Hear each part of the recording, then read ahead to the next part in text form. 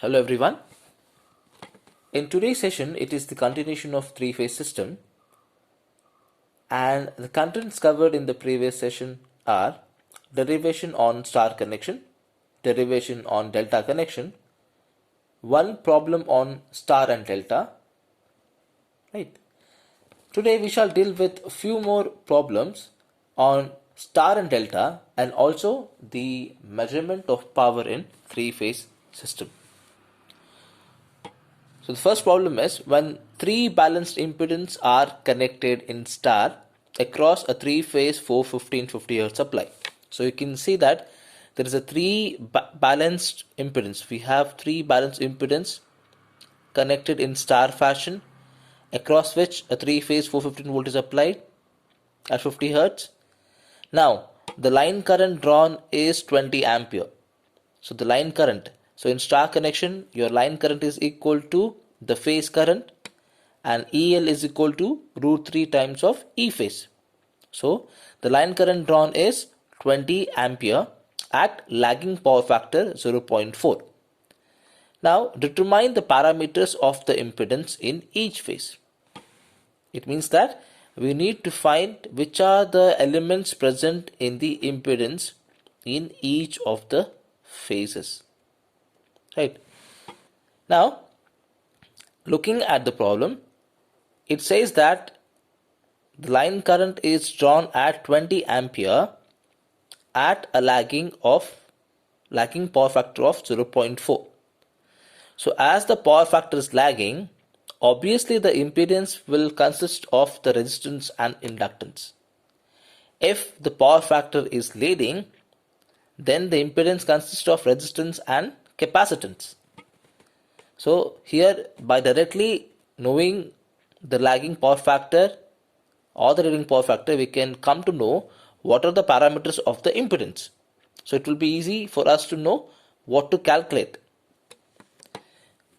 So here, three-phase 415 supply is given to the star connection. So whatever supply is given to the star or delta, it will be always a line voltage. It will be always a line voltage. EAB, EBC, ECA. Now, the power factor is 0.4. The line current is 24. This is my IA, IB and IC. So I say that this is 20 ampere. So the total line current IA, IB, IC is equal to line current, that is IL, which is 20 ampere. So by the formula of star connection, EL is equal to root 3 E phase. We need to calculate E phase now because he has given the value of EL. Always it will be a value of EN only this part.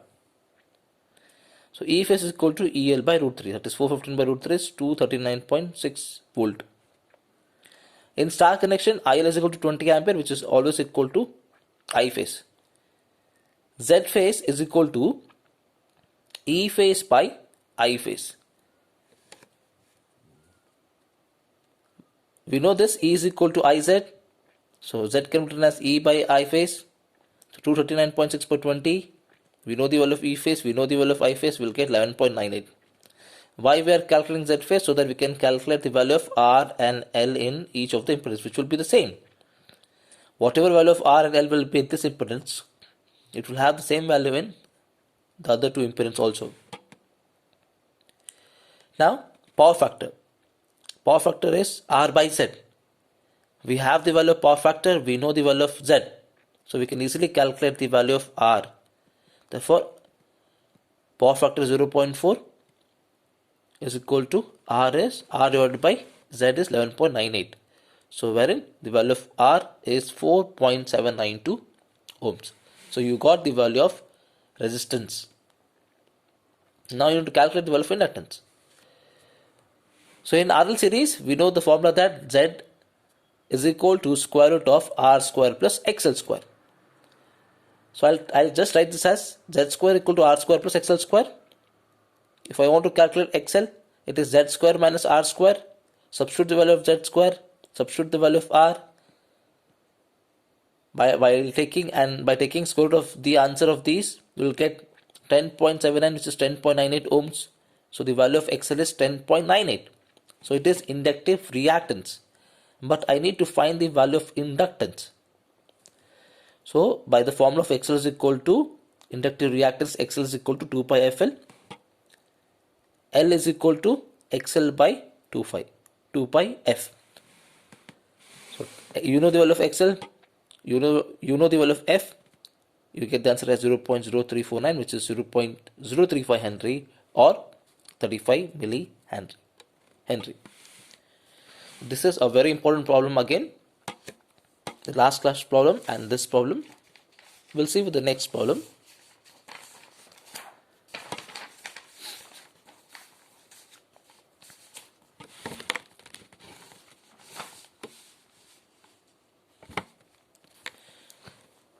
Now, the three coils, each having a resistance of 10 ohm and inductance of 0.02 Henry, are connected in star across 440 volt, 50 Hz, 3-phase supply. Calculate the line current and the total power consumed. So this problem is as similar as what we have solved for the last class or for the last lecture. Here he has given the value of resistance and inductance, and it is a star connection. So the formula for star is IL is equal to I phase, EL is equal to root 3 E phase. So we can calculate E phase, which is EL by root 3. Then we need to calculate line current. So how do we calculate line current? We have to calculate I phase first. Before that I phase, I have to calculate Z phase. Z is a combination of resistance and inductive reactance, but the value of inductance is 0.02 Henry. It is not inductive reactance. So get the value of impedance. Convert this inductance to inductive reactance. You will get XL. So R square root of Z is equal to square root of R square plus XL square. You will get the answer of Z phase. Therefore, E phase is equal to I phase into Z phase, where I phase is E phase by Z phase. You know the value of E phase, which you calculate this by root 3. You got the Z phase, you will get I phase is LE. So I phase is equal to your line current.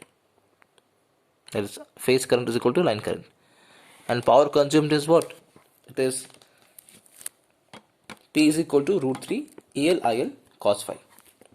I hope you can solve this. So just refer the first problem and you can solve it. Next problem. A delta connected load is as shown in the figure. So this is my delta connection, which is as shown in the figure. And in each of the impedance, the value is 8 plus J4. It is having equal impedance.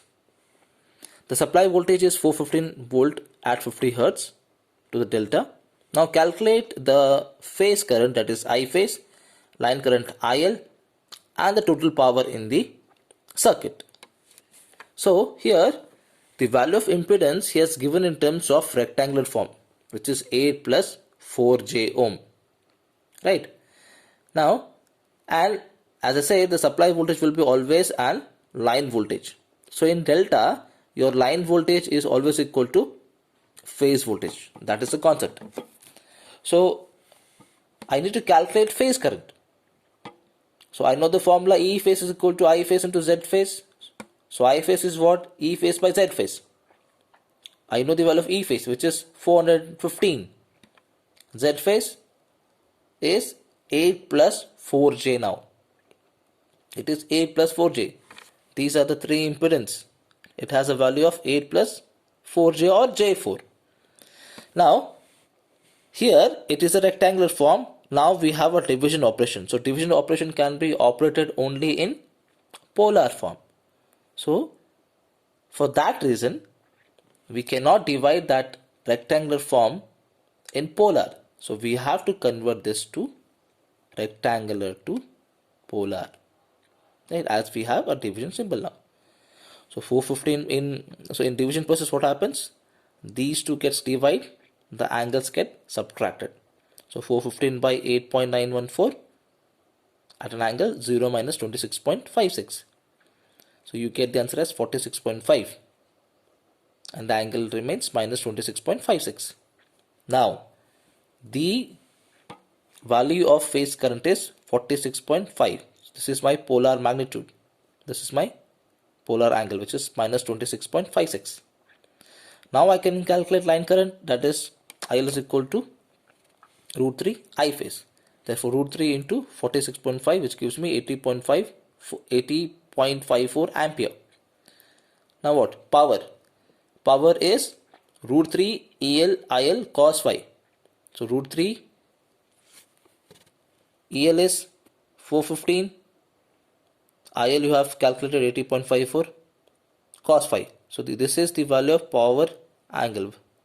So cos of minus 26.56. So you'll get the answer as 51,782.67 watt. So only consideration is that the impedance is given in your rectangular form. So you have to convert back that to polar. Why? Because it is a division operation and that can be operated only in polar form, right?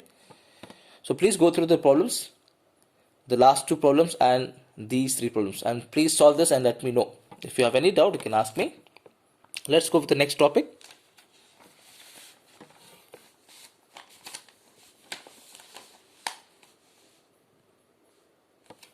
Now, measurement of power in three-phase system. Power, it is the measurement between the voltage and the current. Power is a product of voltage and current. So how do we measure the power in a three-phase system? So there is an instrument called wattmeter which measures the power in an electrical circuit. So wattmeter is an instrument which measures the power in the electrical circuit. Now this wattmeter consists of two coils. It consists of mainly two coils. First one is the current coil. So we have two coils. ML is a current coil. CV is the potential coil. So a current coil which is connected in series with the circuit through which the line current flows. A current coil which is connected in series through the circuit through which the line current flows. And a potential coil CV which is connected across the circuit or connected across the load, right? So there are two coils, current coil, potential coil. Current coil is connected in series through which line current flows. Potential coil which is connected across the circuit. Now this figure shows that a wattmeter is connected to measure a single phase circuit, as we have only two lines. In single phase circuit we have two conductors, one is phase and one is neutral. But how do we try to measure a three-phase system? So in order to measure a three-phase power in three-phase circuit, three single phase wattmeters are connected in each of the phases. So this is a wattmeter which is used to measure power in single phase. So we have three phase in the sense we have three conductors, right? So in each line we will be having three single phase wattmeters, right? And the algebraic sum of the three single phase wattmeter reading gives us the total power consumed by the three phase circuit. But it is sufficient to measure the power in three phase circuit by just using only two wattmeters. This is very important as per your theory exam and for your lab viva question. They may ask you, why do we require, is it sufficient to measure three phase power by using 3 wattmeters? They may ask you, or they may ask you why we only require 2 wattmeters. So this is the reason you can give, right? I hope you have understood. If not, you can ask me. We'll go with the next topic in this. This is again an important part. 2 wattmeter. So we wanted to know that as we have 3 lines, 3 phases, in each phase, 1, 2nd, 3rd phase, we'll be having each single phase wattmeters. 1 wattmeter, 2nd wattmeter, 3rd wattmeter. So average of this will give you the total power consumed. But it is sufficient that we can take only 2 wattmeters to measure the whole power. Let's see. So this is a star connection again.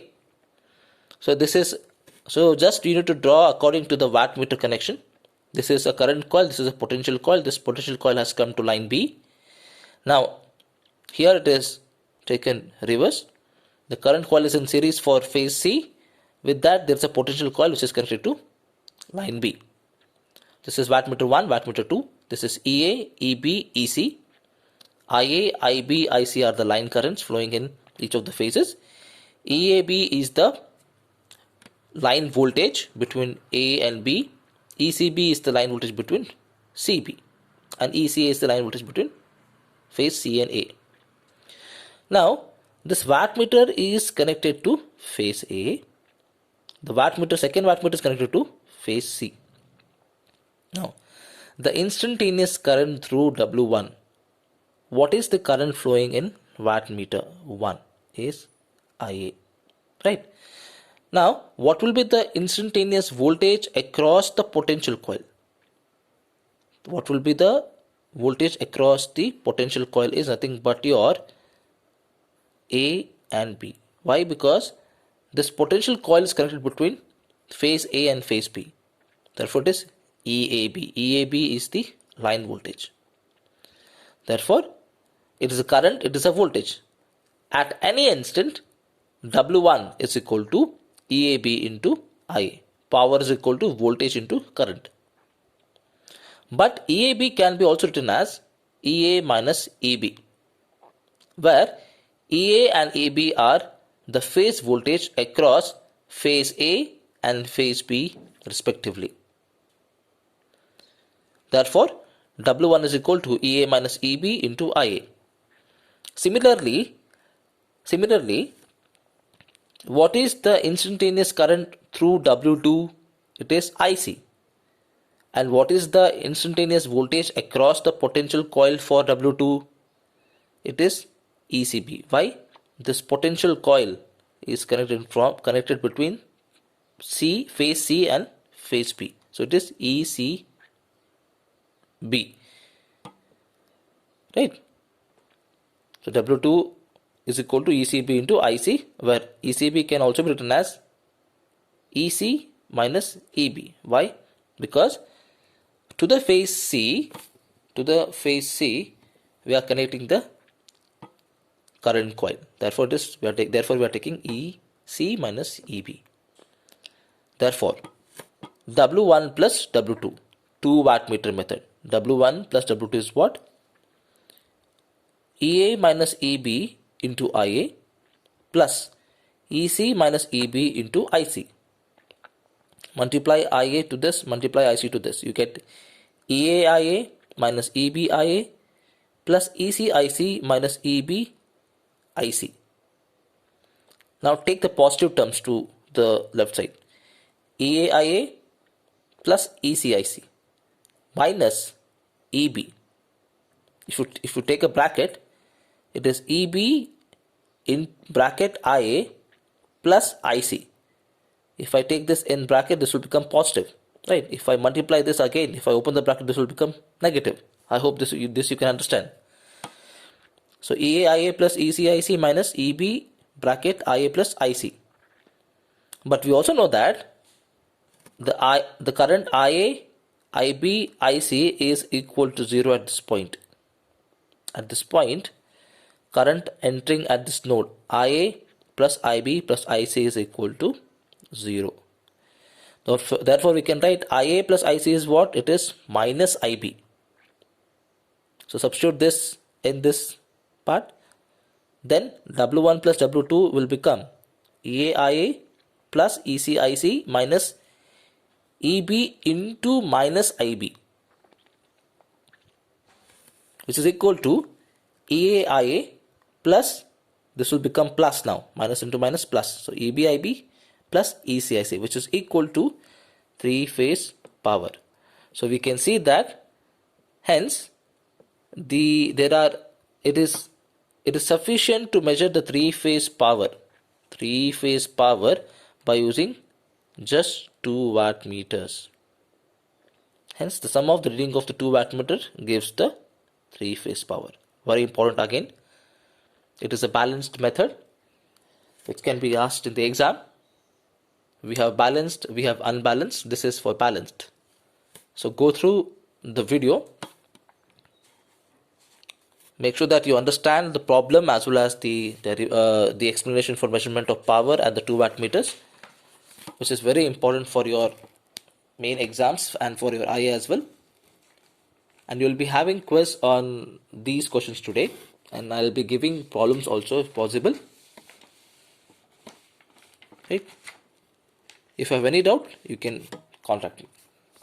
Thank you.